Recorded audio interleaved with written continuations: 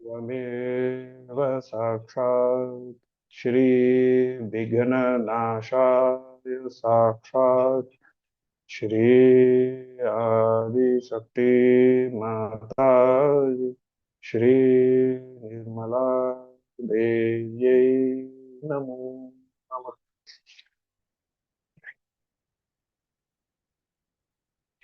అయితే నిర్మ నిర్మలాంజలిలో 165 పేజ్ అండి. దుర్గతి హారిణి దుర్గా అంబే. ఈ భజన ఇప్పుడు నాకు 37 మంది ఉన్నారు. 37 మంది పాడాలి. అందరూ అన్మ్యూట్ చేసుకోండి. ఇప్పుడు మనం భజన ఒక్కొక్క లైను అర్థం తెలుసుకుని పాడదాం. అర్థం లేకుండా పాడితే అది చేరదండి, హృదయానికి చేరదు, ఆత్మకు చేరదు. సో అర్థం తెలుసుకుని పాడదాం. దుర్గతి హారిణి దుర్గా అంబే అంటే మనకున్న దుర్గతిని హరించే దుర్గామాత అంబే నీకు శరణం అని అర్థం. తేరి జయ జయకార్ హో, మీకు జయ జయకారాలు అని మొదలవుతుంది. మొదటి చరణంలో భవభయ హారిణి భవాని అంబే అంటే మనకి భవ భయం అంటే భవసాగరం మీద భయం ఉంటుంది సాధారణంగా మనుషులకి. భూమి మీద ఉన్న ప్రతి మనిషికి భవసాగరం మీద ఎలా భవసాగరాన్ని తరించాలి అని ఆందోళన భయం అనేది అంత ఈజీ కాదు గెలవడం. భవభయ హారిణి భవాని అంబే, భవానీ మాత దుర్గామాత కానీ భవాని జగదంబ ఈవిడ సెంట్రల్ హార్ట్ అన్నమాట. ఇప్పుడు భవసాగరం కింద ఉంటుంది. మీరు అబ్జర్వ్ చేస్తే భవసాగర కింద ఉంటుంది జగదంబ, దుర్గామాత సెంట్రల్ హార్ట్ లో ఉంటారు. సో ఇప్పుడు మనకి మన భవసాగరంలో ఉన్న పడవలో కనుక మనం ప్రయాణిస్తున్నాం అనుకుంటే ఈ సంసారంలో, ఈ సొసైటీలో, దానికి మన పడవని అందించి పైకి మనల్ని తీసుకెళ్లే ఆవిడ సెంట్రల్ హార్ట్ లో ఉన్న భవానీ మాత అన్నమాట. సో ఆవిడే మనల్ని తరింప చేయగలరు. సో భవభయ హారిణి భవాని అంబే. తర్వాత చరణమే నమస్కార్ హో, మీ చరణాలకి మా నమస్కారాలు సమర్పిస్తున్నాం తల్లి. ఇది మొదటి చరణం. రెండో చరణం ఏంటంటే తేరీ హి ఆభాసే జ్యోతి సూరజ్ చాంద్ సితారే అంటే మీరు వెలిగించిన దీపాలు ఈ యొక్క సూరజ్ చాంద్ అంటే సూర్యుడు చంద్రుడు మీరు వెలిగించిన దీపాలు మీ చేత్తో. మన ఇంట్లో ఆడవాళ్ళు గడపకి కార్తీక మాసంలో గడపకి ఇటువైపు అటువైపు దీపం పెడతాం, అది ఇండియన్ కల్చర్. సో అలాగా దుర్గామాత 2 దీపాలు పెట్టిందంట గడపకి బయట. ఆ దీపాల పేర్లు ఒకటి సూర్యుడు, ఒకటి చంద్రుడు. తర్వాత తేరే హి మా శక్తి లేకర్ ఖడే హుయే హే సారే అంటే మీ యొక్క చేతులు అంటే ఇప్పుడు మనం ఎందుకు ఈ భజన ఇంపార్టెంట్ అంటున్నానంటే ఈ దేవి భాగవతంలో ఒక చోట ఒక అమ్మవారు వస్తారు రాక్షస సంహారునికి. ఆవిడ ఎలా ఉంటారు? 1000 చేతులు ఉంటాయి. ఇప్పుడు మీరు స్క్రీన్ మీద చూస్తున్నట్టు సింహారూఢురాలైన అమ్మవారు 8 అష్టభుజాధారి అంటారు ఈవిడ్ని. 8 చేతుల్లో మీరు చూసినట్టయితే త్రిశూలము, శంఖము, శ్రీచక్రము, తర్వాత పాములు, తర్వాత పాశము. కుడి చేతితో చూస్తే పాశం ఉంటుంది. తర్వాత ఎడం చేతుల్లో చూస్తే ఖడ్గము. అవన్నీ విష్ణుమూర్తి చేతిలో ఉన్న చక్రం కానీ, విష్ణుమాయ చేతిలో ఉన్న థండర్ అనే ఇది కానీ, తర్వాత ఆవిడ తాగడానికి చిన్న కలిస ఉంటుంది, అందులో ఆవిడ అమృతం తాగుతూ ఉంటారు. ఈవిడ అష్టభుజాధారి. ఇప్పుడు ఇలాంటి అష్టభుజాధారి అంటే దేవి చాలా మంది దేవతలు ఉంటారండి. ఇప్పుడు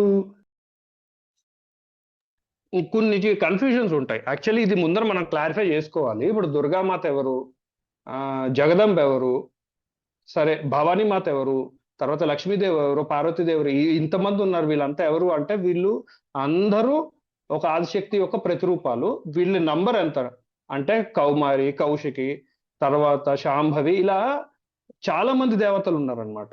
ఎంత నంబరు అంటే దేవి భాగవతంలో 12వ చాప్టర్లో దానికి ఆన్సర్ ఉంటుంది. 64 కోట్ల యోగిని దేవతలు ఉంటారు మణిద్వీపంలో అని.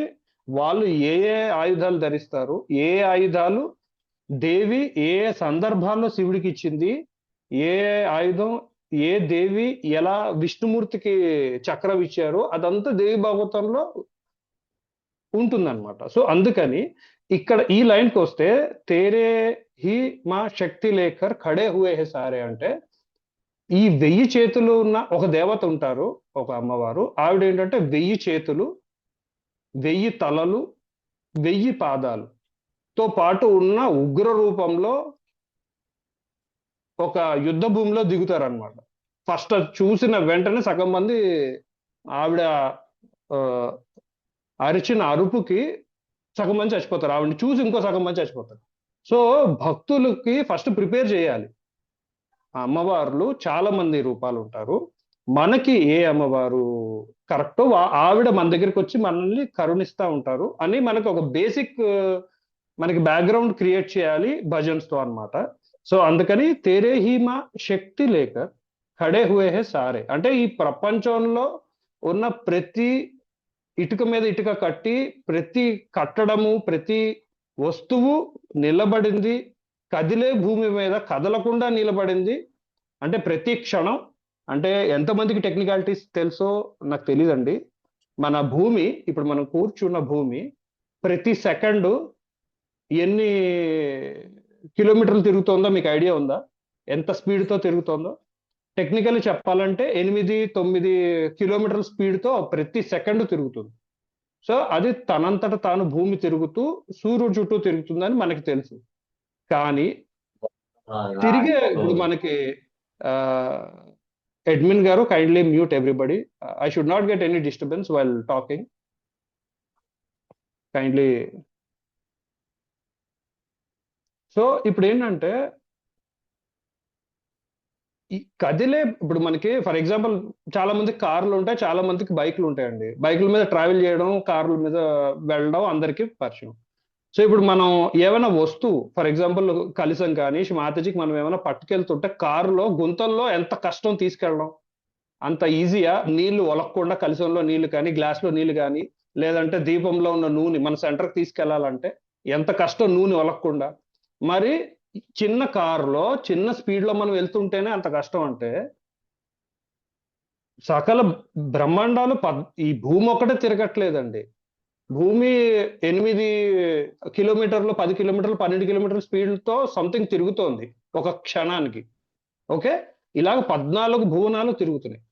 14 భువనాలు సూర్యుడు తిరుగుతున్నాడు. సూర్యమండలం చుట్టూ తిరుగుతోంది. సూర్యమండలం ఇంకొక దాని చుట్టూ తిరుగుతోందని సైన్స్ ఇప్పుడు చెప్తోంది. సో, ఇన్ని కదిలే వస్తువులతో కథలనేది ఇన్ని పర్వతాలు, ఇన్ని నదులు, ఇన్ని బిల్డింగ్స్, ఇన్ని నాగరికతలు కదలకుండా ఉన్నాయి అంటే అది కేవలం జగదంబ యొక్క చేతుల యొక్క మహిత్యం అని చెప్తున్నారు ఈ లైన్‌లో. ఇంత నిగూఢమైన విషయాలుంటాయి ఒక్కొక్క భజనలో, ఒక్కొక్క లైన్‌లో. సో, 'తేరే హీ మా శక్తి లేకర్ ఖడే హుए हैं సారే' ఓకే. 'సుఖదాయి హో సృష్టి సారి' మొత్తం సృష్టికి మీరు సుఖదాయివి. సుఖము ఇచ్చే తల్లివి. 'హల్కా దుఃఖ్ కా భార్ హో' చిన్న చిన్న మా యొక్క దుఃఖాలు గూడా మీ పాదాల ఎక్స్ ఆహ్, హ్మ్. మనకి అబ్జార్బ్ చేసుకుంటుంది. మా యొక్క చిన్న చిన్న దుఃఖాలు కూడా మీ పాదాలు మేము అడగకుండానే అబ్జార్బ్ అవుతున్నాయి. అది మా అదృష్టం అని ఈ లైన్ చెప్తోంది. 'తేరీ జై జయకార్ హో' మీ పాదాలకి నమస్కారం. మీ పాదాలకి జై జయకారం. తర్వాత 'హే మహాదేవి హే కళ్యాణి' దుష్టోం కా సంహార్ కరో. ఈ దుష్టులెవరైతే ఉన్నారో భక్తులకి ఇబ్బంది కలిగించేవాళ్ళు వాళ్ళకి సంహరించండి దయచేసి. మంగళమయ వరదాందుమయ అంటే మంగళమైన వరమును ఒసుగుము తల్లి. భవసే బేడా పారుకొరు. ఈ భవం నుంచి అంటే భవసాగరం నుంచి బేడా పారుకొరు అంటే నన్ను భవసాగరం నుంచి తరింపచేసి పైనున్న చక్రాలకు తీసుకెళ్ళు అని అడుగుతున్నారు. అంతకన్నా పెద్ద దీవెన మనం అడగలేం మాతాజీని. అందరూ భవసాగరం నుంచి పైకెళ్ళి విశుద్ధి నుంచి ఆజ్ఞ, అగ్ని సహస్రార మనం ఉండాల్సిన ఒకే ఒక్క డిజైర్ ఏంటంటే నన్ను సహస్రాల్లో ఉంచండని. అంతకన్నా పెద్ద డిజైర్‌లు పెట్టక్కర్లేదు, ఉండవు శ్రీ మాతాజీ ముందు. ఇంక మిగతావన్నీ చిన్నవన్నమాట. సో, భావు భక్తి సే శరణు మే ఆయే ఇంకొక లైన్. భావు భక్తి అంటే భక్తి భావం. భక్తి భావ్ సే శరణు మే ఆయే అంటే మేము మీ పాదాల చెంత ప్రస్తుతము భక్తి భావంతో కూర్చొని ఉన్నాం. వినతి మా స్వీకార్ కరో. మా యొక్క వినతిని దయచేసి స్వీకరించండి. తేరీ జయ జయకార్ హో, తేరీ జయ జయకార్. సో మీ పాదాలకి జయ జయకారులు, మీకు మా యొక్క జయ జయకారాలు. సో ఇప్పుడు అందరూ అన్మ్యూట్ చేసుకుని ఈ భజన అందరం శృతిబద్ధంగా లయబద్ధంగా మీకు ఎలా వస్తే అలా పాడదాం.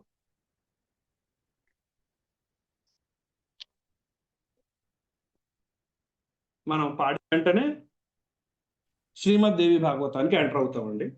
సండే కదా, కాస్త లీజర్ గా చేద్దాం. ఫస్ట్ మాతాజీని ప్రార్థించి మనందరి కలెక్టివిటీలోని విశుద్ధిలో మాధుర్యం నింపి భక్తి భావాన్ని నింపి పలికించండి తల్లి, మాతో ఈ భజన పలికించండి, అపశృతులు లేకుండా పలికించండి అని మనం ప్రార్థించి భజన మొదలుగా. దురగతి హరిణి దుర్గా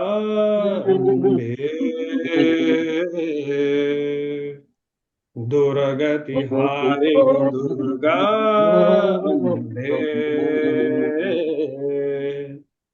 तेरी जय जयकार हो, तेरी जय जयकार हो, तेरी जय जयकार हो, तेरी जय जयकार हो, तेरी जय जयकार हो. दुर्गति हरिणि दुर्गाम्बे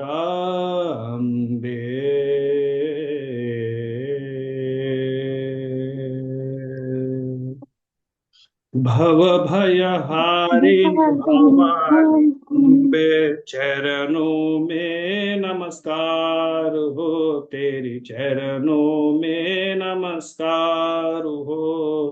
भव भय हारिणि भवानी अम्बे चरणों में नमस्कार हो, तेरी चरणों में नमस्कार हो. दुर्गति हारिणि दुर्गाम्बे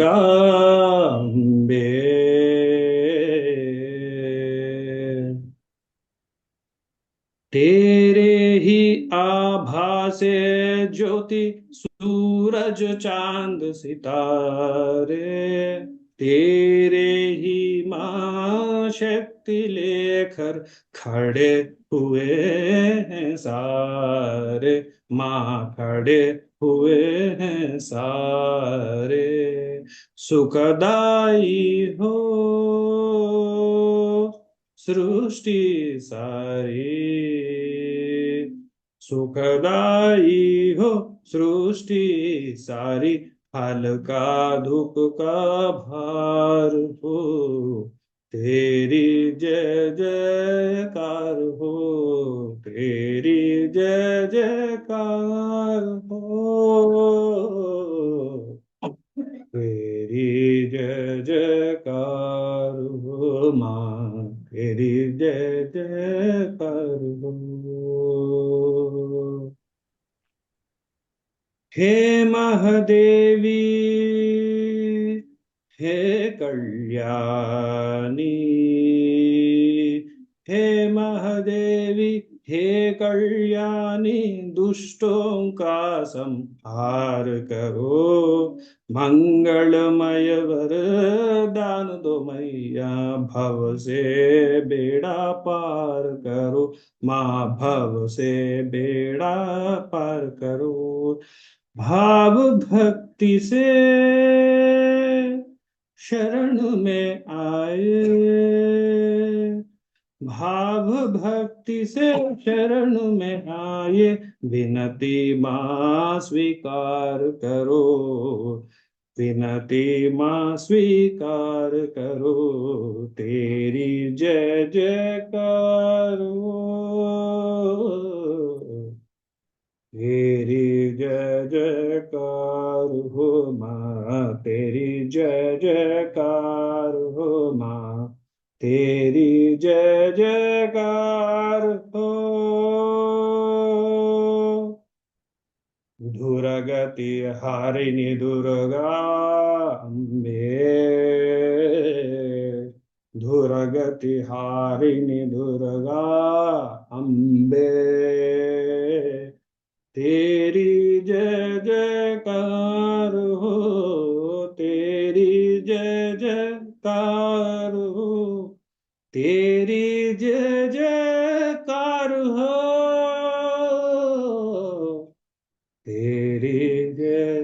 जयकार हो, तेरी जय जयकार हो, तेरी जय जयकार हो।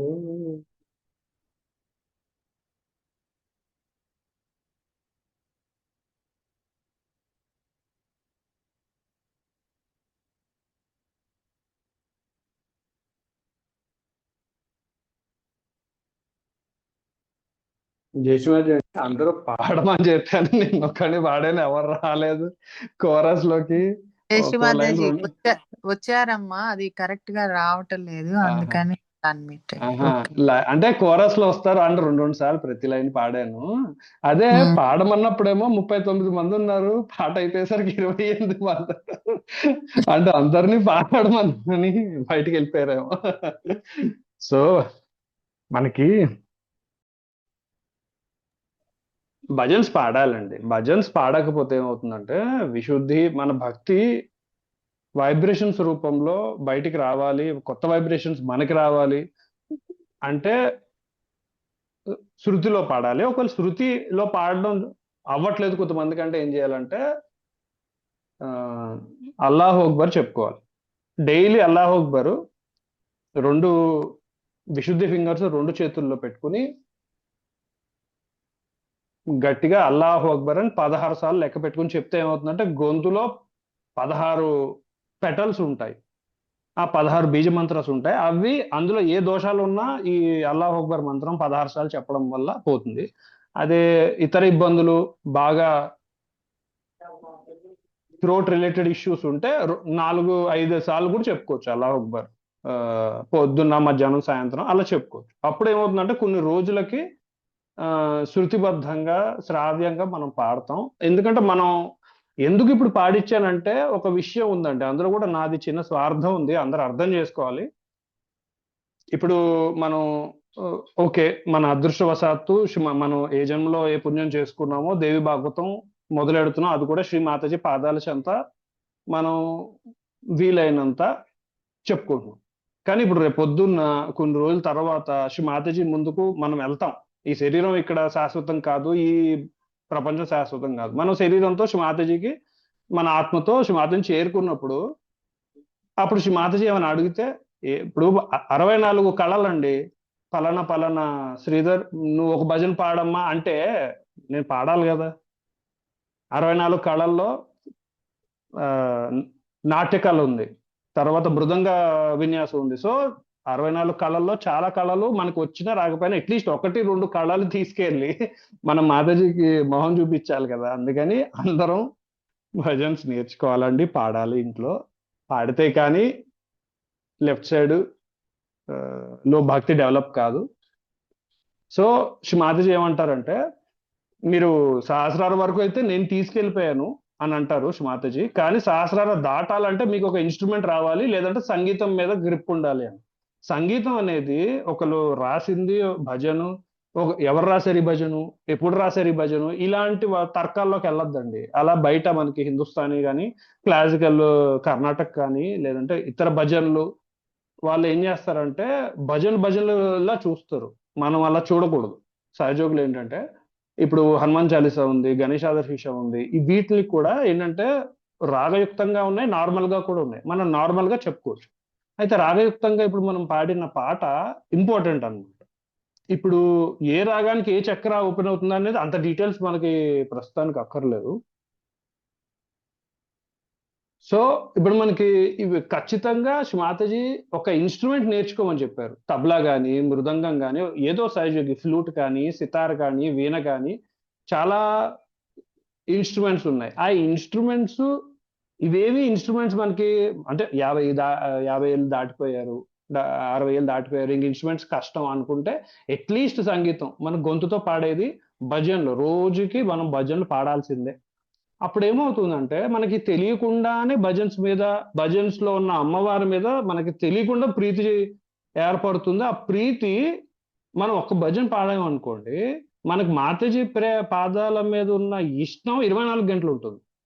అది ఎలా ఉంటుంది, నిద్రలో కూడా అదే భజన మనల్ని ఆకర్షిస్తూ ఉంటుంది. అది మాతాజీ భజనలకు ఉండే పవర్. మన చిత్తాన్ని భజనలు ఆకర్షిస్తాయి, మన చిత్తాన్ని ధ్యానం ఆకర్షిస్తుంది, మన చిత్తాన్ని నాట్యం ఆకర్షిస్తుంది. ఇవన్నీ మన చిత్తానికి భగవంతుడికి ఆ ఏమంటారు అనుసంధానం చేసే ప్రక్రియలు అన్నమాట. అందుకని మాతాజీ ఏమంటారంటే సహస్రార వరకు అయితే ప్రతి ఒక్కరు వెళ్ళిపోతారు, కుండల్ని సహస్రార వరకు దాకా వెళ్ళిపోతారు, కుండల్ని సహస్రార దాటాక తపస్సు మాత్రం సంగీతంతోనే చేయాలి అని అంటారు.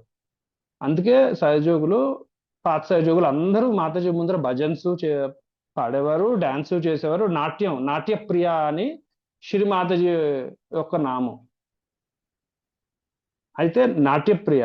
సో ఇవి ఏంటంటే ఇవి ఖచ్చితంగా అంటే అందరికీ భరతనాట్యం, అందరికీ కూచిపూడిలో కష్టం కాబట్టి అట్లీస్ట్ మనకి చేతుల్లో ఉన్న ఇన్స్ట్రుమెంట్స్, తబలా లాంటి సింపుల్ ఇన్స్ట్రుమెంట్స్, వీణా లాంటి ఇన్స్ట్రుమెంట్స్ నేర్చుకోవడం పిల్లలకి ఖచ్చితంగా నేర్పేవారు ఇది వరకు. అందుకే లేదు అంటే అట్లీస్ట్ భజన్స్ అయినా మనకి వచ్చి ఉండాలి. ఎందుకంటే మాతాజీని మనం ఇంప్రెస్ చేయాలంటే ఇహంలో కానీ పరంలో కానీ రేపు పొద్దున మాతాజీని కలిసినప్పుడైనా మనం మాతాజీ మీకు భజన్ సమర్పించండి అని మాతాజీ మనల్ని అడిగారు అనుకోండి, మన దగ్గర ఆన్సర్ ఉండాలి కదా.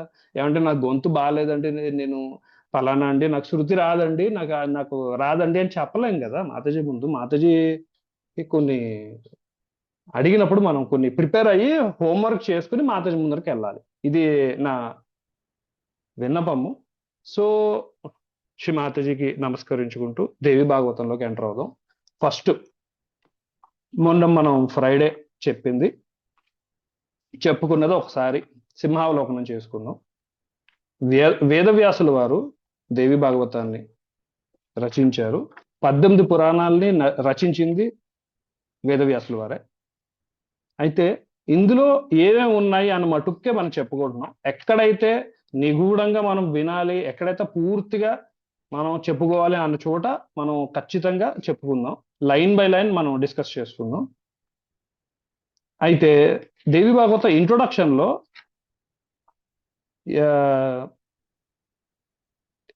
ఎలా ఇది యాక్చువల్లీ దేవి భాగవతం అనేది ఈ పురాణ రాజ్యం అంటారు. అంటే 18 పురాణాల్లో ఇది రాజు. సో ఏ పురాణం పట్టుకుంటే మిగతా పురాణాలు పట్టుకోక్కర్లేదు. వేరే రకంగా చెప్పాలంటే వేరే అన్ని పురాణాలకి ఏ పురాణం అయితే ఆధారమో అది దేవి భాగవత పురాణం. సో పురాణాల్లో సాధారణంగా స్టార్టింగ్ ఒక ఇంట్రొడక్షన్, అసలు ఎన్ని పురాణాలు ఉన్నాయి, ఎలా పురాణాలు స్టార్ట్ అవుతాయి, అలా ఒక ఫార్మాట్ లో అన్ని పురాణాలు రాయడం జరిగింది వేదవ్యాసులు గారు. అయితే ఇందులో ఇంట్రొడక్షన్ లో కొన్ని పాయింట్స్ మళ్ళీ ఒకసారి మనం చెప్పుకుందాం. ఇందులో ఈ దేవి భాగవత పురాణాన్ని 9 రోజుల్లో చదవాలి అనే నియమం ఉంది. వీలైతే ఆ 9 రోజులు ఎలా చేయాలి, ఎలా ప్రక్రియలు ఉంటాయి అంటే ఇప్పుడు మనకి సహజ్లో అంతా మనకి యజ్ఞాలు హోమాలు చేయక్కర్లేదు. బట్ మాతాజీ ముందు 9 రోజులు అంటే నవరాత్రుల 9 రోజులు కానీ మనకి వసంత నవరాత్రులు అని ఉగాది నుంచి రామనవమి వరకు వసంత నవరాత్రులు ఉంటాయి. ఆ 9 రోజులు కానీ ఈ 9 రోజులు కానీ శ్రేష్టం అన్నమాట. దానికి ముహూర్తాలు చూడక్కర్లేదు. మామూలుగా అయితే ముహూర్తాలు చూసి 9 రోజులు కానీ అలా మనం 9 రోజులు పొద్దున్నుంచి సూర్యోదయం దగ్గర నుంచి నియమాలు, స్నానాలు అవన్నీ చేసి ఒక మనిషిని మనకి దేవి భాగవతం స్టార్ట్ చేసి చదవడానికి, తర్వాత చిన్న గ్యాప్ ఇచ్చి పలహారాలు మళ్ళీ చదవడం, మళ్ళీ మధ్యాహ్నం 1 గంట వరకు, 1 గంట తర్వాత చిన్నగా ఎక్కువ భోజనం చేయకుండా కొద్దిగా ఏం తినాలి, ఎలా తినాలి, వంకాయ తినకూడదు, నూనె వాడకూడదు, తేనె ముట్టుకోకూడదు, తర్వాత కాల్చినవి తినకూడదు, ఓకే, మాంసాలు తినకూడదు, ముల్లంగి తినకూడదు, ఇవన్నీ నియమాలు ఉన్నాయి. క్యారెట్స్ తినకూడదు, గార్లిక్ తినకూడదు, ఆనియన్స్ తినకూడదు, ఇలా కొన్ని ఉన్నాయి నియమాలు. ఇది దేవి భాగవతం పూర్తిగా వింటే, అందుకే నేను పుస్తకం కొనుక్కుని చదవండి అని చెప్పింది. అయితే ఇవన్నీ తినకుండా కొద్దిగా అల్పాహారం తీసుకుని మధ్యాహ్నం పడుకుని మళ్ళీ సాయంత్రం 4 గంటలకో అప్పుడు మొదలెట్టి 3ంటికి 4ంటికి మొదలెట్టి మళ్ళీ సూర్యాస్తమం 6-6:30 వరకు అలా కంటిన్యూస్ గా డే లాంగ్ లో మనం దేవి భాగవత పురాణం ఒక మండపం వేసుకుని అలా 9 days చేసి 9వ రోజు విజయదశమి రోజు మనం ఈ పుస్తకాన్ని ఆ బ్రాహ్మణుడికి మనం ఇస్తాం అన్నమాట. అయితే ఇది తర్వాత ఒక హోమం, గాయత్రి యజ్ఞం అనే హోమం చేయాలి అని నియమం ఉంది. సో మనం గాయత్రి యజ్ఞం చేయకపోయినా శ్రీ మాతాజీ 1000 నామాలతో కూడా మనం చేసుకోవచ్చు. సో ఇప్పుడు 1000 నామాలతో ఫ్లవర్ ఆఫరింగ్ పెట్టుకోవచ్చు. 1000 నామాలు ఇప్పుడు మనకి దేవి భాగవతంలో చివరిలో వస్తాయి. 12వ చాప్టర్లో లలిత సహస్రనామాలు పూర్తిగా వస్తాయి. సో అది కూడా మనం ఒకసారి చదువుదాం. అయితే ఇప్పుడు విషయం ఏంటంటే ఎవరు వినకూడదు అని కూడా డీటెయిల్డ్ గా చెప్పారు. ఇప్పుడు మనకి 10 మందిని పిలవాలి. ఇప్పుడు మన ఇంట్లో పెళ్లి ఉంది, మన ఇంట్లో ఏమైనా శుభకార్యం ఉంది, గృహప్రవేశం ఉంది, అలా మనం చుట్టాలని ఎలా అందరినీ పిలుచుకుని మా ఇంటికి రండి అని పిలుస్తాం. అలాగా మన శత్రువుల ఇంటికి కూడా వెళ్ళి, ఒకవేళ ఉంటే ఇక్కడ రాశారు, ఇక్కడ దేవి భాగవతంలో రాయడం జరిగింది, శత్రువుల ఇంటికి కూడా వెళ్ళి మేము దేవి భాగవత పారాయణం 9 రోజులు చేస్తున్నాం, దయచేసి మా ఇంటికి పలహారం తీసుకుని రండి, దేవి భాగవతం వినండి అని చెప్పాలని నియమం ఉంది. అలా చెప్పిన వాడే భక్తుడు. తర్వాత ఎవరిని పిలవకూడదు, ఎవరు వినకూడదు దేవి భాగవతాన్ని, అది కూడా చెప్పారు. ఎవరైతే బ్రహ్మ విష్ణు శంకరులు ముగ్గురులో డిఫరెన్స్, మేము వైష్ణవులు అండి, మేము స- అంటే మేము శివుడి భజనలు తీసుకోము అంటారు, మేము శైవులం అండి, మేము విష్ణు భజనలు తీసుకోమంటారు. ఇలాంటి వాళ్ళని మనం పిలవకూడదు దేవి భాగవతానికి. ఇది నియమాలు, కొన్ని నియమాలు. ఎవరికైతే భక్తి లేదో, జగదంబ మీద భక్తి ఉన్న వాళ్ళని మటుక్కే పిలవాలి. ఎవరైతే మోసపూరిత మనుషులు ఉంటారో, వైలెంట్ పీపుల్ ఉంటారు, బ్రాహ్మణులకి ఎనిమీస్. బ్రాహ్మణులు అంటే ఇప్పుడు నేను చెప్పేది బ్రాహ్మణులు కోమట్లు రెడ్లు ఈ బ్రాహ్మణులు కాదండి, అందరూ అర్థం చేసుకోవాలి. బ్రహ్మను ఎరిగిన వాడు బ్రాహ్మణుడు. బ్రహ్మను ఎవడైతే తెలిసిందో, బ్రహ్మ తత్వాన్ని ఎవరైతే తెలుసుకున్నారో, అంటే మన భాషలో చెప్పాలంటే కుండలిని ఎవరికైతే జాగృతి కలిగిందో వాళ్ళు బ్రాహ్మణులు. మనం అందరం బ్రహ్మని ఎరిగిన వారం. బ్రహ్మని అంటే పరబ్రహ్మాన్ని శ్రీ మాతాజీని మనం కళ్ళతో ఫోటోగ్రాఫ్ లో చూస్తున్నాం కాబట్టి మనం బ్రహ్మను ఎరిగిన వాళ్ళం అవుతాం. సో బ్ర బ్రహ్మ బ్రాహ్మిన్స్ కి ఆపోజిట్. అంటే బ్రాహ్మిన్స్ దగ్గర నుంచి వస్తువులు దొంగతనం చేసేవాళ్ళు, బ్రాహ్మల్ని అంటే బ్రహ్మని ఎరిగిన వాళ్ళని నాశనం చేద్దామని చాలా మంది దుష్ట శక్తులు ఉంటారు. వాళ్ళని వాళ్ళ సొంత మనుషులైనా మన ఇంట్లో మనుషులైనా వాళ్ళని పిలవకూడదు, ఉండనివ్వకూడదు. ఎందుకంటే నెగిటివిటీ ఆ విధంగా అటాక్ చేస్తుంది.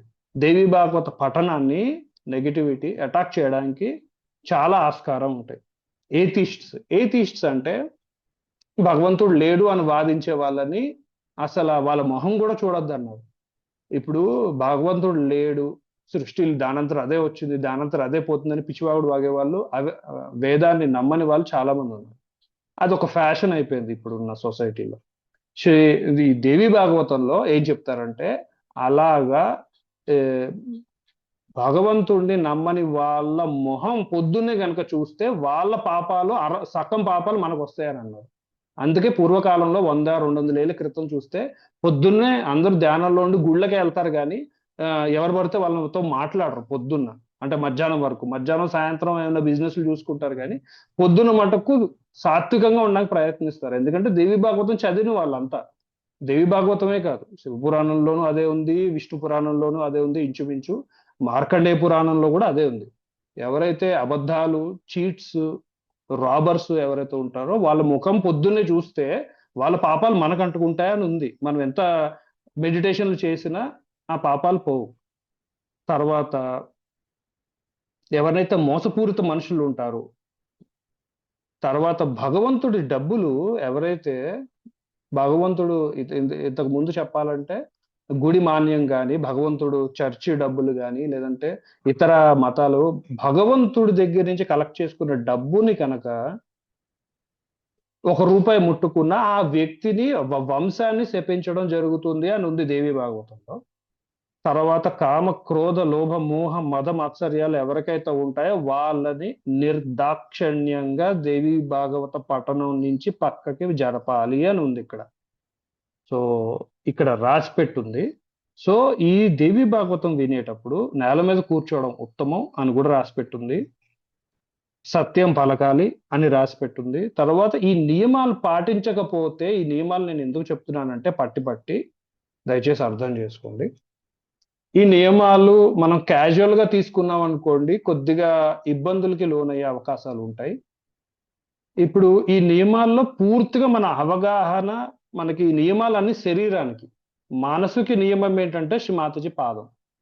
ఆ పాదాల దగ్గర నుంచి మన చిత్తం బయటికి రాకుండా ఉంటే మన వల్ల చిన్న చిన్న పొరపాట్లు జరిగినా శ్రీ మాతాజీ క్షమిస్తారు.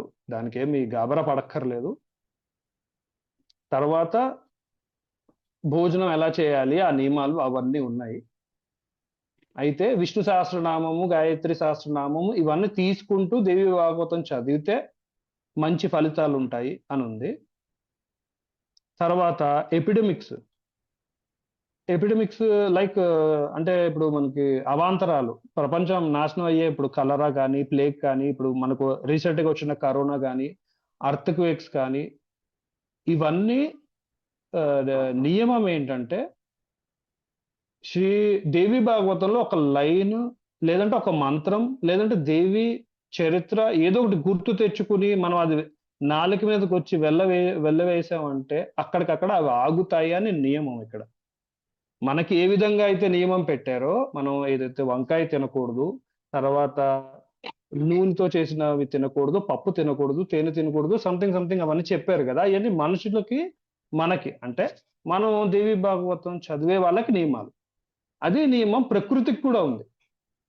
ఆ నియమాలు ఏంటంటే ఈ ఎర్త్‌క్వేక్స్, తర్వాత క్షామాలు, కరువులు, కాటకాలు ఇవన్నీ ప్రకృతి ఆపవలసిందే. అవి ఆ నియమాన్ని ప్రకృతి పాటిస్తుంది.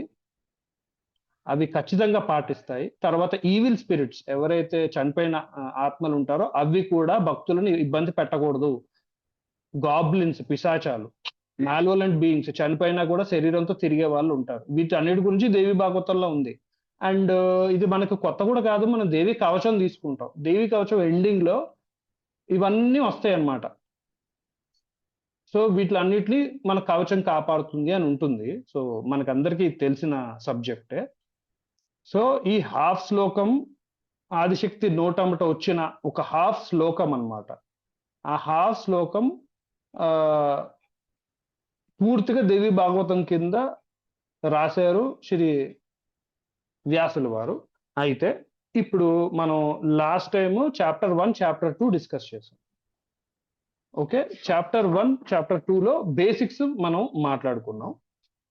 ఇప్పుడు మనకి సత్యవతి గారి జననం వృత్తాంతం కానీ, గంగాదేవి శాంతాను వృత్తాంతం కానీ, వసువులు ఏ విధంగా శపించబడతారు, ఏ విధంగా జన్మ తీసుకుంటారు అది కానీ, భీష్ముడి ప్రతిజ్ఞ, తర్వాత ఇవన్నీ కౌరవులు, పాండవులు ఇవి మనకి కొంతవరకు తెలుసు. ఇవన్నీ ఏంటంటే మనకి పురాణాల్లో ఇప్పుడు పురాణాలు 18 కాబట్టి ఇతిహాసాలు ఉంటాయి. ఇతిహాసము సంస్కృతంలో ఇతిహాసము అనేది 2 పదాలు. ఇతిహాసాలు అంటారు. ఇతి అంటే ఇది, హాసము అంటే ఇది ఇలాగే జరిగింది అని. 2 ఇతిహాసాలు ఉన్నాయి. ఒకటి రామాయణం, 2 మహాభారతం. సో వీటిని పురాణాలు అనరు. వీటిని ఇతిహాసాలు అంటారు. ఓకే. ఇతిహాసము అంటే ఇందులో కల్పితాలు ఉండవు. ఓకే. కొన్ని కల్పితాలు కలియుగంలో యాడ్ అవుతున్నాయి. అంటే దానవీర సూర కర్ణ లాంటి సినిమాలో కర్ణుని ఎలివేట్ చేయడం అదంతా ఈ కల్పితాలు. ఓకే. కొన్ని కథలు కల్పితాలు. కానీ పురాణాల్లో అలా కల్పితాలు ఉండవు. పురాణాల్లో కానీ, మహాభారతం కానీ, రామాయణం కానీ. కానీ రామాయణం ఒక గ్రంథం కాదు. ఇప్పుడు ఇతిహాసం గురించి వచ్చాం కాబట్టి రామాయణంలో రాముడు ఇప్పుడు మనకి సెకండ్ చాప్టర్‌లో, థర్డ్ చాప్టర్‌లో, ఫోర్త్ చాప్టర్‌లో రాముడు ఏ విధంగా దేవిని థర్డ్ చాప్టర్ 26థ్ ఎపిసోడ్‌లో రాముడికి ఈ నవరాత్రి వ్రతం నారదుడు ఎలా చేయించాడని ఉంటుంది. సో ఇది రామాయణంలో లేదు. అందుకని రామాయణంలో మిస్ అయినవన్నీ వేదవ్యాసుడు ఒక్కొక్క పురాణంలో పెడతాడు. సో ఇది రామాయణంలో లేదు కదా! వాల్మీకిదే ప్రశస్తం కదా! మిగతావి మనం నమ్మకూడదు కదా! అని ఇలాంటి రూల్స్ పెట్టుకోకూడదండి.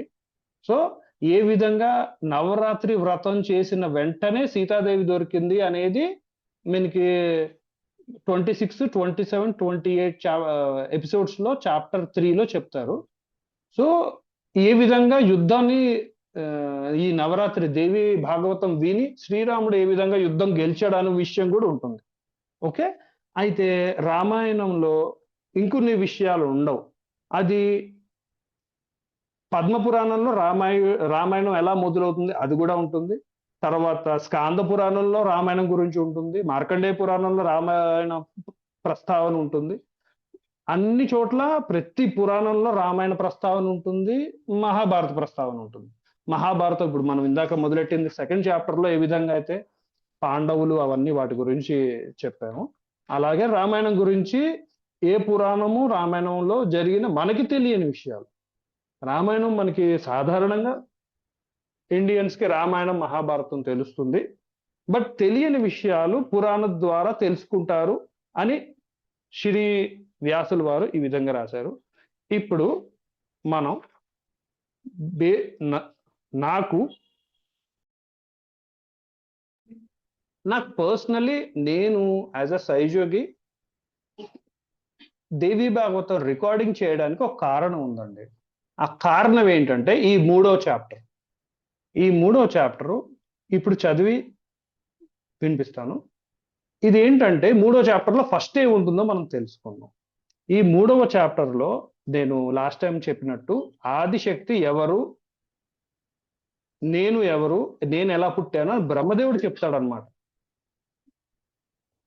బ్రహ్మదేవుడు ఏ విధంగా పిల్లల కింద ఉంటారు, ఇప్పుడు మీకు చూచాయి కింద చెప్తున్నాను, ఇప్పుడు నేను చదివేటప్పుడు మీకు అన్ని తెలుస్తుంది.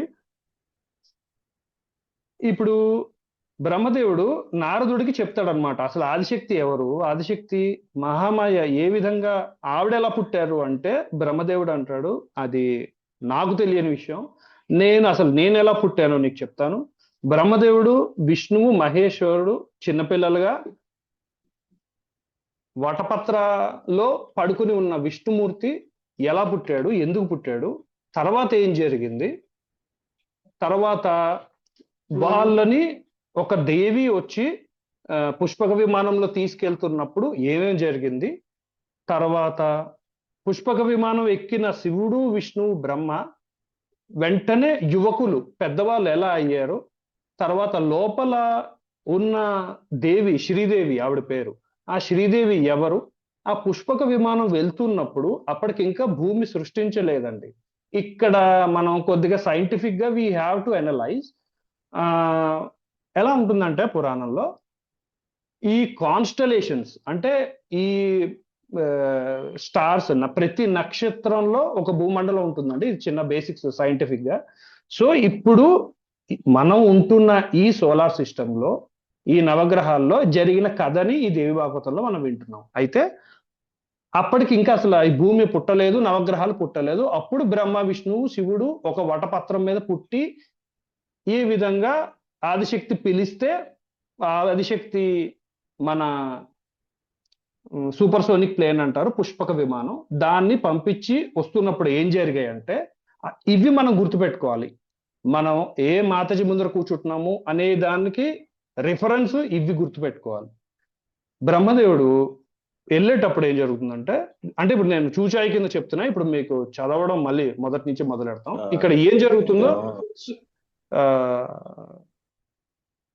సైలెన్స్ అండి, కెన్ ఎవ్రీబడి పీవీ సైలెంట్, మైక్లు ఆఫ్ చేసుకుని మాట్లాడుకోవచ్చండి.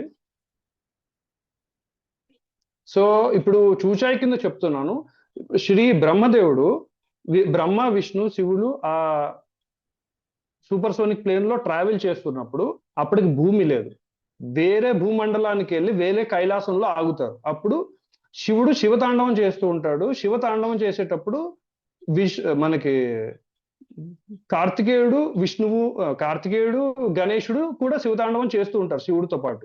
ఆ శివుడిని ఈ పుష్పక విమానంలో ఉన్న శివుడు చూస్తాడు. ఆయన ఎవరు, ఆ శివుడు ఎవరు, నేను ఇలా ఉన్నానేంటి అని కన్ఫ్యూజ్ అవుతారు. తర్వాత పుష్పక విమానం ఇంకో చోటుకి వెళ్తుంది. అక్కడ బ్రహ్మదేవుడు అంబా యజ్ఞం చేస్తూ ఉంటాడు. వేరే బ్రహ్మాండంలో ఉన్న బ్రహ్మదేవుడు అంబా యజ్ఞం చేస్తుంటే అది ఈ జగత్తులో ఉన్న బ్రహ్మదేవుడు చూస్తాడు ఆ పుష్పక విమానం నుంచి. తర్వాత ఇంకో చోటుకి వెళ్తుంటే ఇంకో బ్రహ్మాండంలో విష్ణుమూర్తి కూర్మావతారంలో చిడుకుతూ ఉంటాడు అనమాట. పాల సముద్రం రాక్షసులు మతనం ఉంది కదా, అది మనందరికీ తెలుసు. అది వేరే బ్రహ్మాండంలో జరుగుతున్నప్పుడు అసలు అతనెవరు నేనెవరు అని విష్ణుమూర్తి కన్ఫ్యూజ్ అవుతాడు. అతను అచ్చు నాలాగే ఉన్నాడు, అతనికి 5 తలలు ఉన్నాయి, 4 చేతులు ఉన్నాయి, అతను ఈ విధంగా అవతారం ఎత్తడం ఏంటి అని ఫస్ట్ విష్ణుమూర్తికి అర్థం కాదు, ఎందుకంటే అప్పుడే జన్మ తీసుకున్నాడు విష్ణుమూర్తి. అలాగా పుష్పక విమానం వెళ్తూ వెళ్తూ ఉంటే కొన్ని కోట్ల మంది శివులని మన బ్రహ్మాండంలో ఉన్న శివుడు చూస్తాడు, కొన్ని కోట్ల మంది విష్ణువులు, కోట్ల మంది ఆ, బ్రహ్మలు తారసపడతారనమాట. అంటే అలా ట్రావెల్ అవుతోంది. ట్రావెల్ అయ్యి లాస్ట్ కి మణిద్వీపం దగ్గర అది ఆగుతుంది. అక్కడ ఈ శివుడు, విష్ణువు, బ్రహ్మ ఎంటర్ అవుతారంట. మణిద్వీపం మెట్లెక్కుకుంటూ ఆదిశక్తి దగ్గరికి వెళ్తూ ఉంటే వెంటనే ఏ విధంగా వాళ్ళు ఆడవాళ్ళ కింద మారిపోతారనమాట. ముగ్గురు త్రిమూర్తులు ఆడవాళ్ళ కింద మారిపోతారు. ఆడవాళ్ళ కింద మారిపోయాక ఆదిశక్తి దర్శనం జరుగుతుంది. అప్పుడు బ్రహ్మదేవుడు ఒక 500 ఏళ్ళు దేవి పాదాలని ఏ విధంగా పూజిస్తాడు, తర్వాత విష్ణుమూర్తి, తర్వాత శివుడు ఏ విధంగా పూజిస్తారు, తర్వాత ఈ బ్రహ్మాండం ఎలా ఏర్పడింది, అదంతా ఇప్పుడు మనం వింటాం. అయితే ఆదిశక్తి ఒక టాస్క్ ఇస్తారు. ఒక టాస్క్ ఏంటంటే, సరే ఈ పలానా బ్రహ్మాండం ఈ స్పేస్ ని మీరు తీసుకోండి. ఇక్కడ ఫస్ట్ మీరు తపస్సు చేసి విష్ణువు నువ్వు వైకుంఠం సృష్టించు, శివ నువ్వు కైలాసం సృష్టించుకో, బ్రహ్మదేవ నువ్వు బ్రహ్మలోకాన్ని సృష్టించుకో. మీరు ఫస్ట్ మీ లోకాలను సృష్టించుకుని తర్వాత తపస్సు చేసి భూమండలాన్ని నవగ్రహాల్ని ఇలా సృష్టించి పలానా టైం స్పేస్ లో మీరు పర్ఫామ్ చేయండి, దిస్ ఈజ్ యువర్ హోంవర్క్ అని చెప్తారు. అప్పుడు శివుడు కానీ విష్ణువు కానీ బ్రహ్మ కానీ ఏం చేస్తారంటే, మా వల్ల కాదండి, మాకు మీరు సృష్టించిన శక్తులం మేము, మా వల్ల ఎక్కడ అవుతుంది, మాకు ఇక్కడే బాగుంది మణిద్వీపంలో, మేము మీ పాదాలు చెంత ఉంటాం, మాకు ఏ హోంవర్క్ ఇవ్వకండి అంటారు. మాకు చేత కాదు, వాస్తవానికి అంత శక్తి మాకు లేదు అంటారు. అప్పుడు ఆదిశక్తి ఏం చేస్తారంటే, శివుడికి పార్వతీదేవి శక్తి కింద ఇస్తారు, విష్ణుమూర్తికి మహాలక్ష్మి శక్తి కింద ఇస్తారు, బ్రహ్మదేవుడికి సరస్వతినిచ్చి ఈ ముగ్గురిని దేవతల్ని మీరు యాక్సెప్ట్ చేయండి, మీరు వీళ్ళని అవమానించకూడదు అని చెప్పి వీళ్ళు చెప్పినట్టు చేస్తే మీరు సృష్టించగలరు అని చెప్తారు ఆదిశక్తి. సో తర్వాత వాళ్ళు 6 లేడీస్, ఎందుకంటే త్రిమూర్తులు లేడీస్ కింద మారిపోయారని విన్నాం కదా ఆదిశక్తి ముందు. తర్వాత బయటికి రాగానే గడప దాటిన వెంటనే త్రిమూర్తులు త్రిమాతల కింద మారిపోతారు. అంటే 3 లేడీస్ 3 జెంట్స్ కింద. తర్వాత వాళ్ళు వచ్చి కొన్ని వేల సంవత్సరాలు తపస్సు చేసి బ్రహ్మాండాన్ని ఏ విధంగా సృష్టిస్తారు అని మనం ఇప్పుడు వినబోతున్నాం. అందరూ చిత్తాన్ని సహస్రాల్లో పెట్టుకుని వినవలసిందిగా మనవి.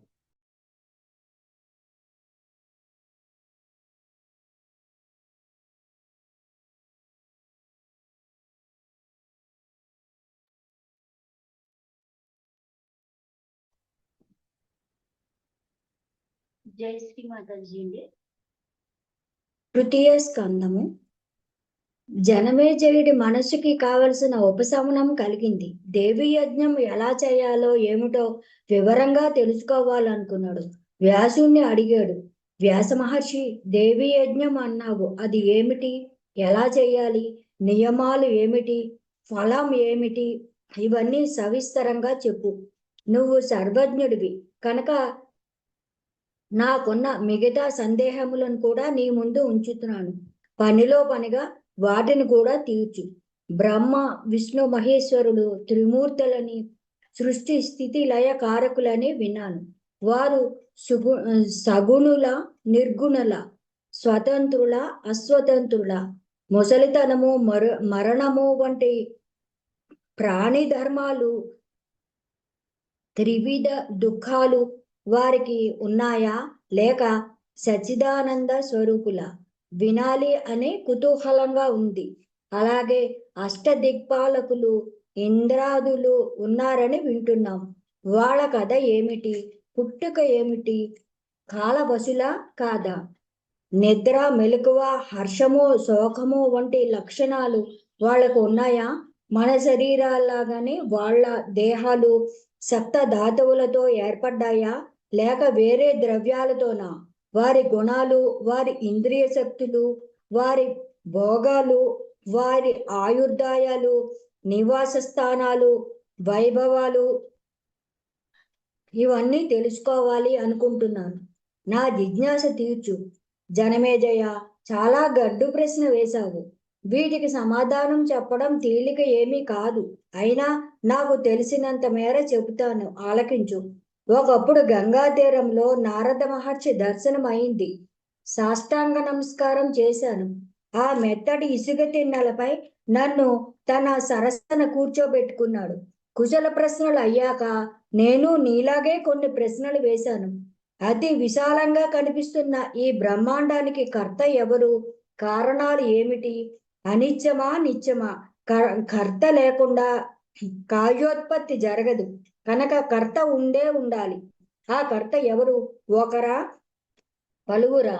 మహర్షి, ఈ సందోహాలు తెమలక మునిగి ఉక్కిరి బిక్కిరి అవుతున్నాను. తీర్చి నన్ను ఉద్ధరించు. ఎవరిని అడిగినా ఒక్కొక్కరు ఒక్కొక్క రకంగా చెబుతున్నారు. శివుడని ఒకరు, విష్ణుమూర్తి అని ఒకరు, బ్రహ్మదేవుడు అని ఒకరు అంటున్నారు. వేదవేత్తలేమో సూర్యుడు అని చెప్పి ముప్పొద్దులా ఉపాసిస్తున్నారు. సరే, వరుణాది దిక్పాలకులను కర్తలుగా చెప్పేవారు ఉన్నారు. వినాయకుడు అనేవారు ఉన్నారు. వీరెవరూ కానే కాదు. కర్తృత్వం అంతా ఆదిశక్తిదే. సర్వభూతాలకు సకల దేవతలకు కన్నతల్లి ఆ ఆదిమాతయే అని నిర్ధారించి చెబుతున్న ఆచార్యులు, గురువులు ఉన్నారు. ఈ ఆదిపరాశక్తినే వైష్ణవి, శాంకరి, బ్రాహ్మి, వాసవి, వారుణి, వారాహి, నారసింహి, మహాలక్ష్మి నామధేయాదులతో చెప్తున్నారు. ఇంకొందరు బ్రహ్మ పదార్థానిది కర్తృత్వం అంటున్నారు. ఆకాశం నుంచి ఊడిపడింది. ఈ బ్రహ్మాండానికి కర్త లేడు. ఇది అనీసం, అకర్త్వకం, స్వభావోద్ధం, ప్రకృతి సిద్ధం అని వాదానికి దిగుతున్న సాంఖ్యులు కనిపిస్తున్నారు. నేను ఎటూ తేల్చుకోలేకపోతున్నాను, సతమతం అవుతున్నాను. ఇది కాదా నారద? ధర్మాధర్మ విచక్షణ ఒకటి ఎంతకీ తేలడం లేదు. ఏది ధర్మమో ఏది అధర్మమో గుర్తించలేకపోతున్నాను. సత్య ధర్మరతులై సర్వ తేజో సత్య ధర్మరతులై సత్వగుణోపేతులైన దేవతలను పాపాత్ములు, తామసులు అయిన దానవులు నిత్యము పీడిస్తున్నారు. దేవతలను పాపాత్ములు, తామసులు అయిన దానవులు నిత్యము పీడిస్తున్నారు. మా వంశములను చూడు, పాండవులు ధర్మాత్ములు కదా, నా సదాచార పరాయణులు కదా. ఎన్ని కష్టాలు పడ్డారో, ఎంతగా దుఃఖించారో అందరికీ తెలుసు. మరి ధర్మస్థితి ఏమిటి? బ్రహ్మపుత్ర, నువ్వు సమర్థుడివి. మోహజాలాలు నిండిన ఈ సంసార సముద్రంలో మునుగుతూ తేలుతున్న నన్ను జ్ఞానం అనే నావతో దాటించు, రక్షించు. జనమేజయ, నువ్వు నన్ను అడిగినట్టే నేను అలా నారదుణ్ణి ఇబ్బంది పెట్టాను. అయితేనేమి, ఆ దేవర్షి జ్ఞాని కనుక ఓపికగా సమాధానాలు చెప్పాడు. అవన్నీ యథాతథంగా నీకు చెబుతాను. శ్రద్ధగా విని గ్రహించు. నారదుడు నాతో అన్నాడు కదా, ఓ వ్యాస మహర్షి, ఒకప్పుడు ఇవే ప్రశ్నలను నేను మా తండ్రి గారిని వేశాను. నేను ఎవరిని ఆరాధించాలో, సర్వోత్కృష్టుడు ఎవరో చెప్పమన్నాను. ఎన్ని తీర్థాలు సేవించినా, ఎన్ని సాధనలు చేసినా మనసుకు శాంతి లభించడం లేదు. పరతత్వం తెలియనిదే శాంతి ఎక్కడిది? సందేహాలతో వికీర్ణమైన చిత్తానికి స్థిరత్వం ఎక్కడిది? ఎవరిని స్మరించను, ఎవరిని స్మరించను, ఎవరిని స్తుతించను, ఎవరిని అర్చించను చెప్పు. సర్వేశ్వరుడెవరు? ఇలాంటి ప్రశ్నలన్నీ వేస్తే బ్రహ్మదేవుడు ఆశ్చర్యపోయి ఇలా అన్నాడు, నాయనా, నువ్వు అడిగిన ప్రశ్నలు ఉత్తమోత్తమాలే, కానీ సమాధానాలు దుర్భేదాలు. అవి కూడా సంసారం పట్ల అనురక్తులకి తెలియవు. విరక్తులు, విరీహులు, నిర్మత్సురులు మాత్రమే జ్ఞాతలు. వారే సమాధాన ప్రదాతలు. మహాప్రళయం సంభవించి స్థావర జంగమాలన్నీ నశించి సృష్టి అంతా ఏకార్ణవమైనప్పుడు కమలం నుంచి నేను జన్మించాను. అప్పటికి ఇంకా సూర్యుడు లేడు, చంద్రుడు లేడు, వృక్షాలు లేవు. పర్వతాలు లేవు. తామర పువ్వు దుద్దులో కూర్చుని ఉన్నాను. ఒంటరిగా ఆలోచించాను. అంతా జలమయం అయిపోయిన ఆ సమయంలో నేను ఎందుకు జన్మించాను? నాకు రక్షకుడెవరు? కర్త ఎవరు? సంహర్త ఎవరు? ఈ జలమంతా దేని మీద ఆధారపడి ఉంది? భూమి అందామంటే అది ఎక్కడా కనిపించడమే లేదు. పోనీ నేను కూర్చున్న ఈ పంకజం సంగతి ఏమిటి?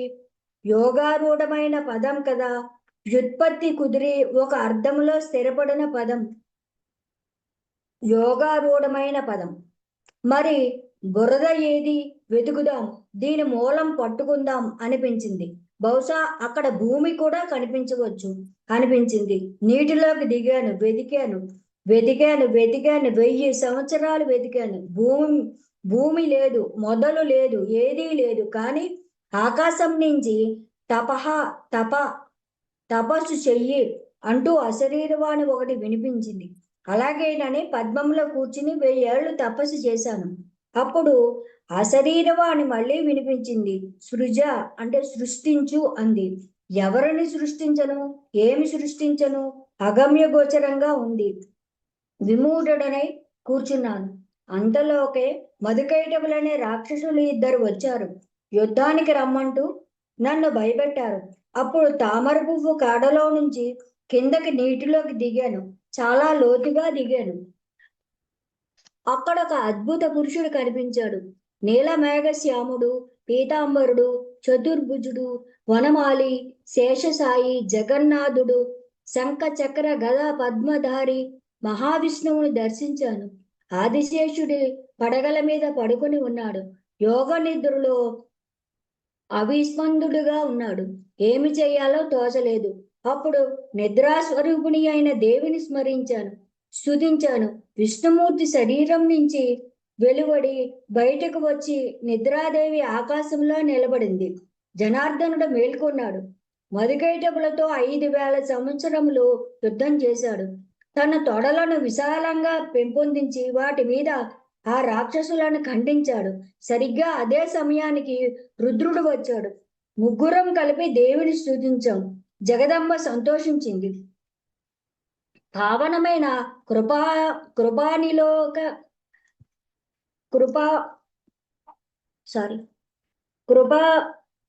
విలోకాలను మాపైకి ప్రసరించింది.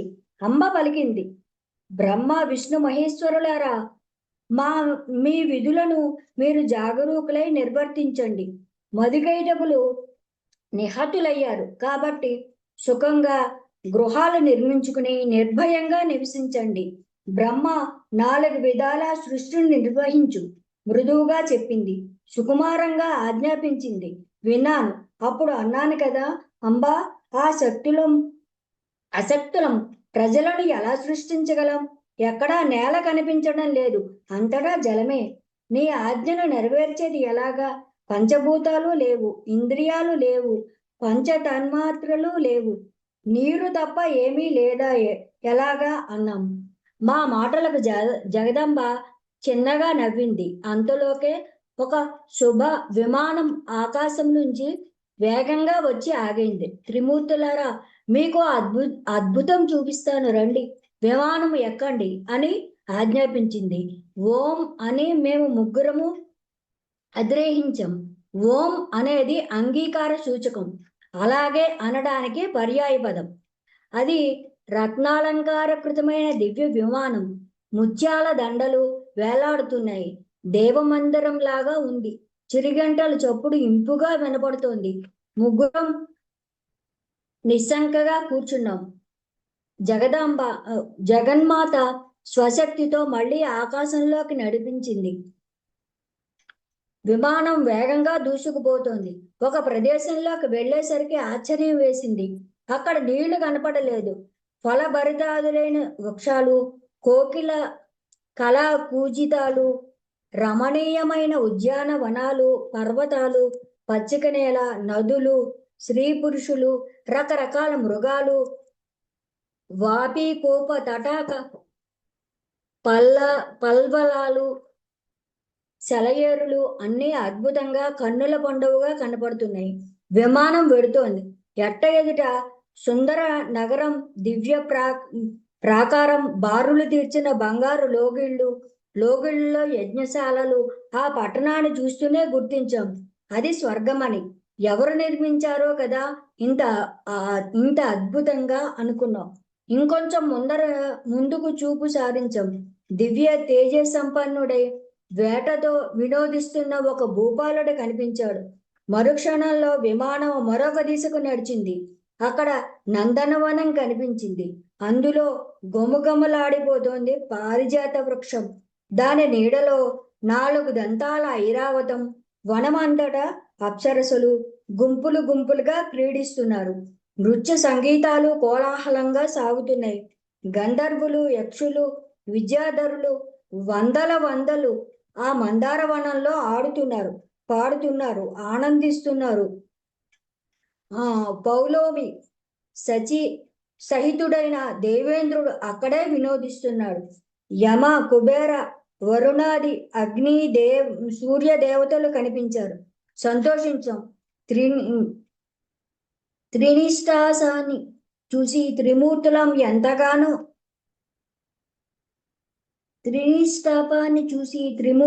ఎంతగానో అబ్బురపడ్డాం. విమానం ఇంకా పైకి ఎగిరింది.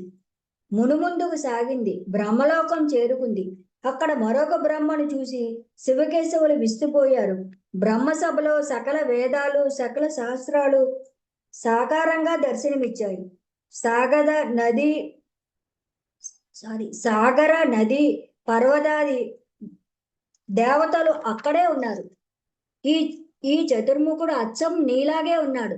ఎవరయ్యా ఇతడని శివకేశవులు నన్ను అడిగారు. ఏమో తెలియదన్నాను.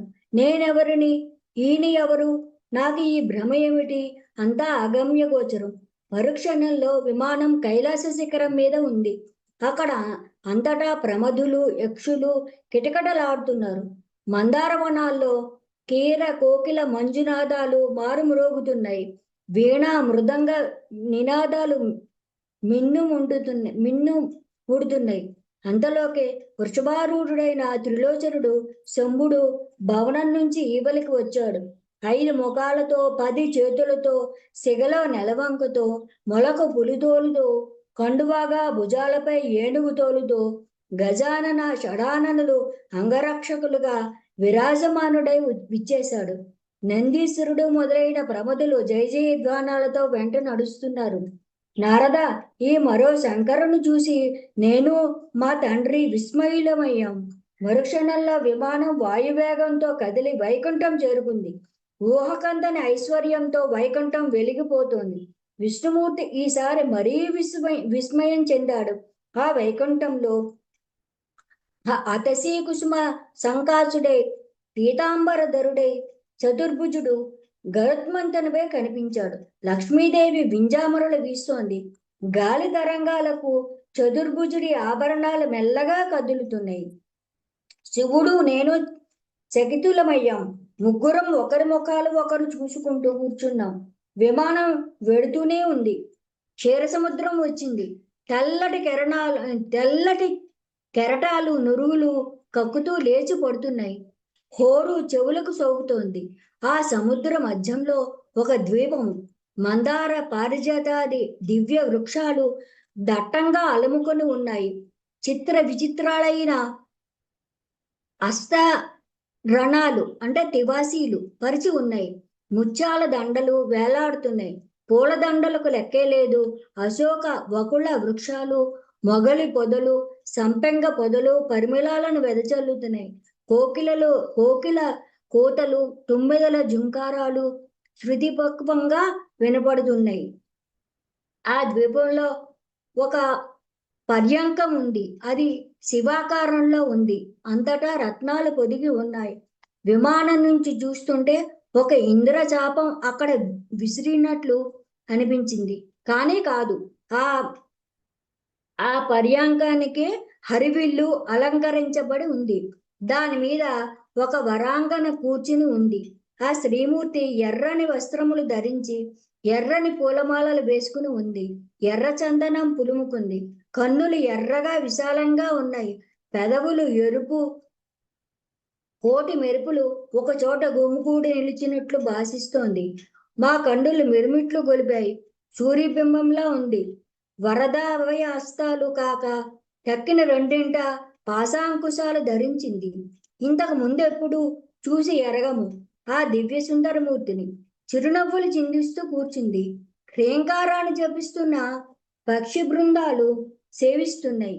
కరుణామూర్తి నితాంతరుణ నవయవ్వన కుమారి శృంగారోచితమైన సింగారాలు, తామర మొగ్గల వంటి వక్షోజాలు, శ్రీచక్ర తాటంకాలు, తామర పువ్వులు, మణిమయ భూషణాలు, కనకాంగద కేయూర కిరీట పరిశోభిత హృల్లేఖ భువనేశి అనే నామజపం చేస్తూ సఖీ బృందం స్తుతిస్తోంది.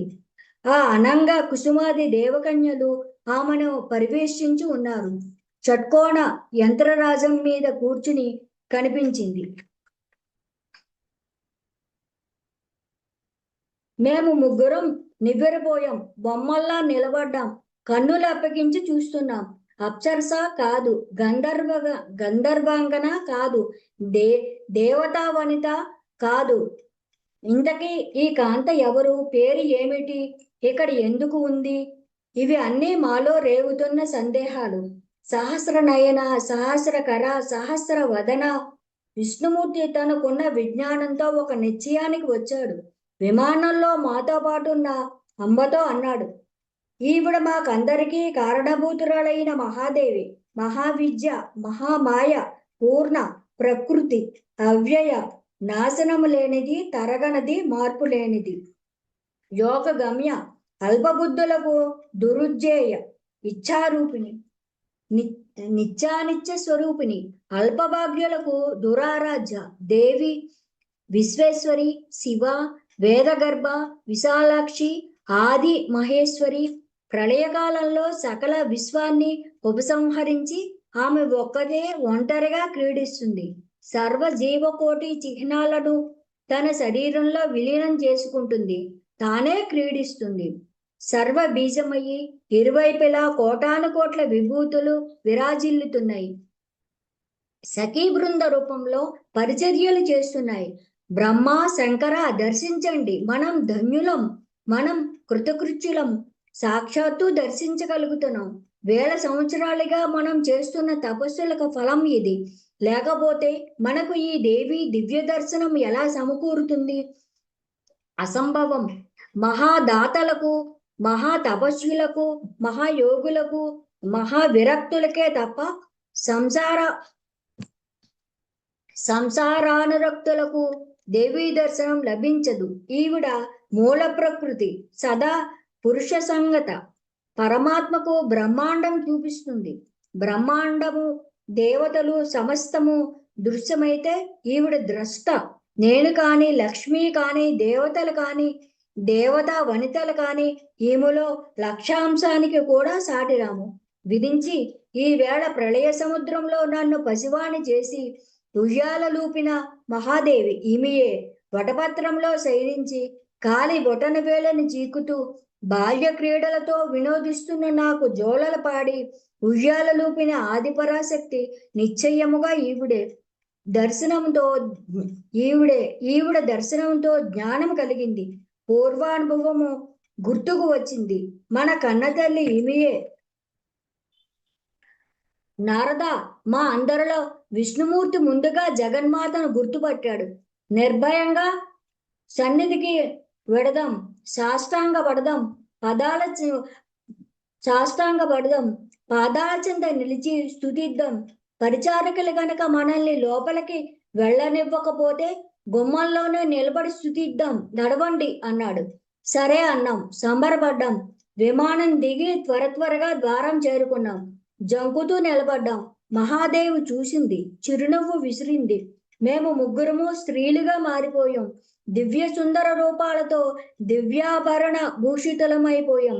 ఆశ్చర్యపడుతూనే సన్నిధికి చేరుకున్నాం. పాదాల చెంత నిలిచాం.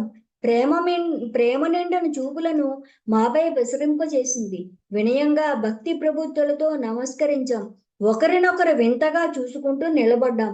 నారారత్న విభూషితమై కోటి సూర్య ప్రకాశితమైన దేవి పాదపీఠాన్ని తదేక దీక్షగా తిలకిస్తున్నాం. అమ్మవారిని పర్యవేక్షించి ఉన్న సఖీజనంలో కొందరు రక్తాంబ రక్తాంబర ధారిణులు, మరికొందరు నీలాంబరాలు, మరికొందరు పీతాంబరాలు, అందరూ సౌందర్య రాశులే. వారి వస్త్రాలు, విభూషణాలు, కట్టు బొట్టు అంతా విచిత్రంగా ఉంది, వినూతనంగా ఉంది. కొందరు పాడుతున్నారు, కొందరు ఆడుతున్నారు, కొందరు నాదస్వరం ఊదుతున్నారు, మరికొందరు వీణలు పలికిస్తున్నారు, గానమాధుర్యంలో పరవశిస్తున్నారు. నారద, అక్కడ ఒక అద్భుతం కనిపించింది, చెబుతున్నా, మనసు పెట్టి ఆలోకించు. దేవి పాదపీఠం తిలకిస్తూ నిలబడ్డాం కదా, మా చూపులు దేవి పాదపద్మాలపైకి ప్రసరించాయి.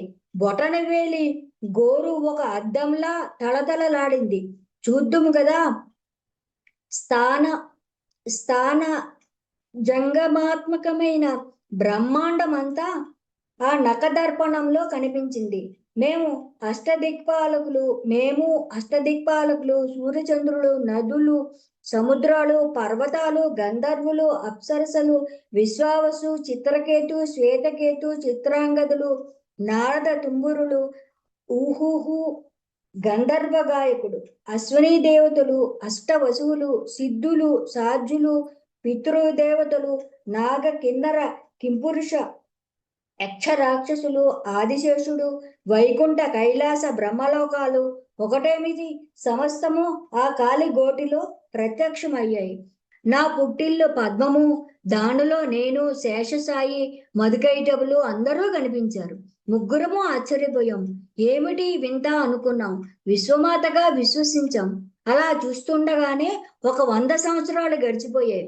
ఆ సుధామయ ద్వీపంలో దేవతాంగనులందరూ మమ్మల్ని తమ ఇష్టచుకులుగా పరిగణించారు. మా రూపం, మా సౌందర్యం మాకై విమోహకంగా అనిపించింది. సంబరపడ్డాం. అందమైన భావనలు మా మనసుల్లో చిగురించాయి. యువతి రూపంలో ఉన్న విష్ణుమూర్తి ఒక రోజున అమ్మవారిని అద్భుతంగా స్తుతించాడు. దేవికి నమస్కారము, ప్రకృతికి నమస్కారము, విధాత్రికి నమస్కారము, కళ్యాణికి నమస్కారము, కామదకు నమస్కారము, వృద్ధికి నమస్కారము, సిద్ధికి నమస్కారము, సచ్చిదానంద రూపిణికి, సంసార రాణికి నమస్కారము, సంసారానికి అంటే అరణి నమస్కారము, పంచాకృత విధాత్రికి, భువనేశికి వందనము, సర్వాధిష్టాన రూపకు, కూటస్థకు వందనము, అర్ధమాత్రార్ధ భూతకు, హృల్లేఖకు వందనము. అమ్మా, అఖిలము నీలోనే సన్నిధమై ఉండని, నీ నుండే సంభవము లయము జరుగుతున్నాయని తెలుసుకున్నాను. శక్తిమంతురాలవని, నీ ప్రభావము అనంతమని, నువ్వు సకల లోకమయివని ఇప్పుడే గ్రహించాను. అఖిలాన్ని విస్తరింపజేసి వివేకాన్ని కలిగించి తగిన సమయంలో అవికల స్థితిని పురుషుడికి సందర్శింపజేస్తున్నావు. మమ్మల్ని వినోదింపచేయడం కోసము 23 తత్వాలతో ఇంద్రజలంలా ప్రకాశిస్తున్నావు. నువ్వు లేకపోతే ఏ వస్తువైనా నిర్జీవమే. అన్ని వస్తువులలోనూ వ్యాపించి నువ్వు ఉన్నావు. నీ అంశ లేనివాడు సర్వాత్మన అశక్తుడు. నీ ప్రభావాలతో విశ్వాన్ని సంతృప్తి పరుస్తున్నావు. నీ తేజస్సులతో విశ్వాన్ని ప్రకటిస్తున్నావు. దేవి, కల్పాంతంలో నీ వైభవాన్ని, నీ చరితను ఎరిగిన వాడు ఎవ్వరూ లేరు. మధుకైటబుల నుండి మమ్మల్ని కాపాడిన జనని, నీ దర్శనం వల్ల ఆనందానుభవంలో పరకోటికి చేరుకున్నాం. నీ ప్రభావం రచించిన భువనాలు ఎన్ని ఉన్నాయో ఎవరికి తెలుసు? నీ చరిత్ర ఊహలకు కూడా అందదు. నేనే కాదు, ఈ చతుర్ముఖుడు, ఈ శంకరుడు కూడా తెలుసుకోలేడు, ఊహించలేరు. ఇంకా ఇతరుల మాట చెప్పాలా? ఏ మహామాయే, ఈ భువనంలో మరో 3 త్రిమూర్తులు ఉన్నట్లు ఇప్పుడే చూసాం. దక్కిన భువనాలు ఎన్ని ఉన్నాయో, త్రిమూర్తులు ఎందరున్నారో ఎవరికి తెలుసు? నీ ప్రభావము అమేయము, అచించము. నీ పాదాలకు సాష్టాంగపడి నమస్కరించి మరీ యాచిస్తున్నాను. నీ ఈ దివ్య రూపం నా హృదయంలో, నీ దివ్యనామం నా నాలుకపై నిరంతరం ఉండాలి, శాశ్వతంగా ఉండాలి. నీ పాదపద్మములను నిత్యం సందర్శించే భాగ్యాన్ని అనుగ్రహించు. వీడు నా భృత్యుడు అని నువ్వు నన్ను భావించు. నువ్వు నా అధికారినివి. మన మధ్య ఉన్నది తల్లి బిడ్డల అనుబంధం. ఇది ఇలాగే కలకాలం సాగేటట్టు చూడు తల్లి. ఈ సృష్టిలో నీకు తెలియనిది లేదు. సర్వ సర్వజ్ఞతకు నువ్వు చివరి సరిహద్దువి. అలాంటి నీకు పామరుణ్ణి నేనేమి నివేదించుకోగలను? నీ ఇంగితాన్ని బట్టి నాకు ఏది యుక్తమో అది ప్రసాదించు.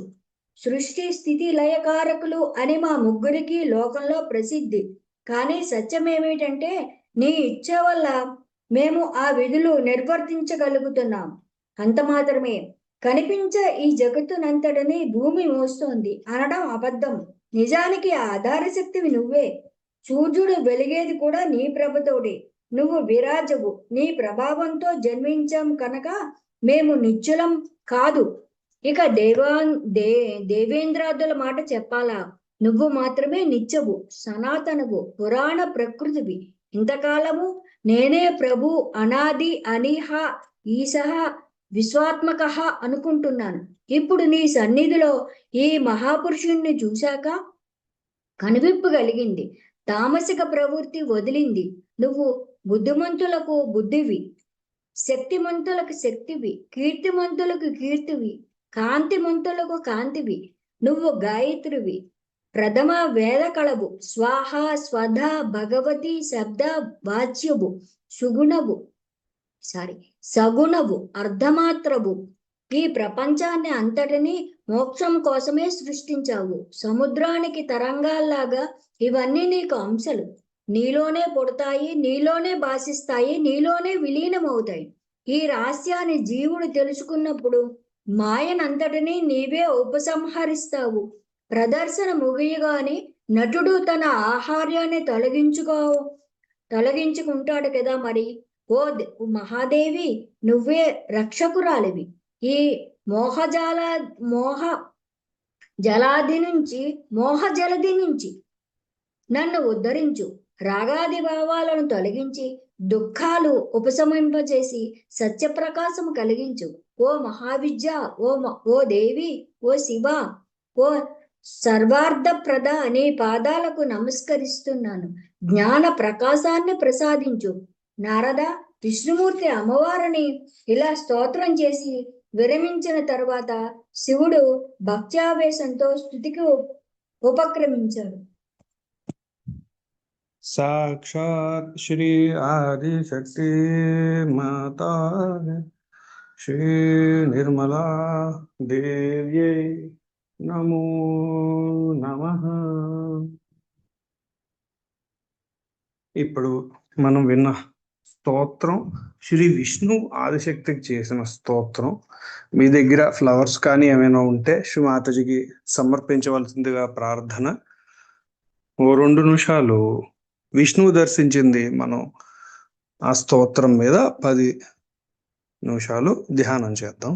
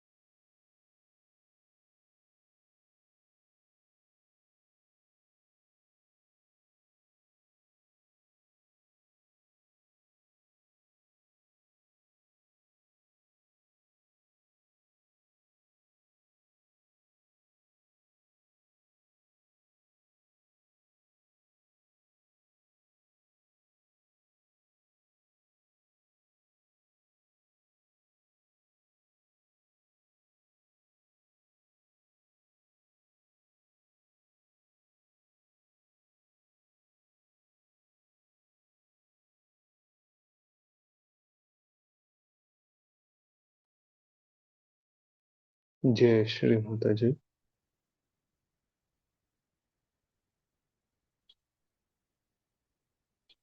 శ్రీ మాతాజీకి మనం ఏ విధంగా విష్ణువు పూజ చేశాడో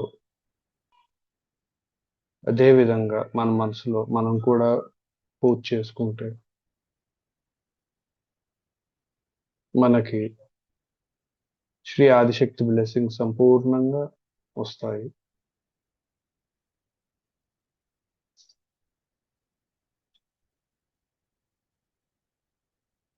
మనకి ఆదిశక్తి యొక్క దర్శనం, విష్ణువు చేసుకున్న దర్శన స్తోత్రాన్ని ఈరోజు మనకి ప్రసాదించి మనల్ని చరితార్థుల్ని చేసిన శ్రీ మాతాజీకి నమస్కరించుకుంటూ ఈరోజు మెడిటేషన్ ముగిస్తూ బంధం తీసుకుందాము. అందరం కలెక్టివ్ బంధం.